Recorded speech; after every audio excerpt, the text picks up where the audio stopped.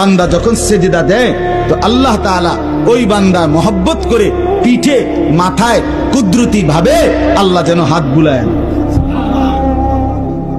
হাত বুলায়, আল্লাহ যেন মায়া করে, আদর করে। আনিস আসছো না, আমাকে সেজদা দিলা, আচ্ছা উঠো, ইরফা রাসাক, তোলো মাথা তোলো, বসো। তো বান্দা বসে, তো আল্লাহ তাআলা বলে আচ্ছা তো আর কিছু বলবা? তো বান্দা বলে আত্তাহিয়াতু লিল্লাহ ওয়াসসালাওয়াতু ওয়াত-তাইয়্যিবাত। আল্লাহ বলে আচ্ছা আমার প্রশংসা করছো, ঠিক আছে, খুশি হলাম, আর কিছু? তো বান্দা এবার বলে আল্লাহুম্মা সাল্লি আলা মুহাম্মদ ওয়া আলা আলি মুহাম্মদ, মানে পুরাটা আর কি। তো এবারে আল্লাহ বলে মাশাআল্লাহ, আমার বন্ধুর প্রতি দুরূদ পড়লা, আমি তাতেও খুশি হলাম, আর কিছু বলবা? তো এবার বান্দা বলে রব্বুল আলামিন, সেজদা দিয়ে আপনার কাছে আসলাম, আপনার প্রশংসা, আপনার বন্ধুর প্রশংসা করে আপনার খুশি অর্জন করলাম।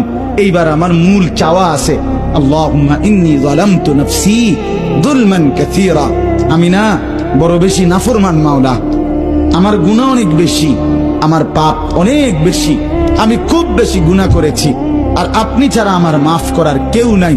এখন আপনার এত কাছাকাছি হয়ে আমি আল্লাহ আপনার কাছে মাফ চাই, ফাগফিরলি মাগফিরাতাম মিন ইনদিক, আপনি আমারে মাফ করে দেন। খোদার কসম, রব্বুল আলামিন বলে দরজায় দাঁড়িয়েও যদি কোনো দুনিয়ার কারো কাছে, কোনো ব্যক্তির দাতার কাছে, দুনিয়ার কোনো দানশীলের কাছে দুয়ারে দাঁড়িয়েও যদি কেউ হাত পাতে, সে তো তাকে ফিরায় দেয় না। আর আমি যার মাথায় হাত বুলাইলাম, মার পিঠে হাত বুলাইলাম, আমার এত কাছে আইনা বসাইলাম, তাকে আমি ফিরাই দেব কেন? যা তোকে মাফ করে দিলাম।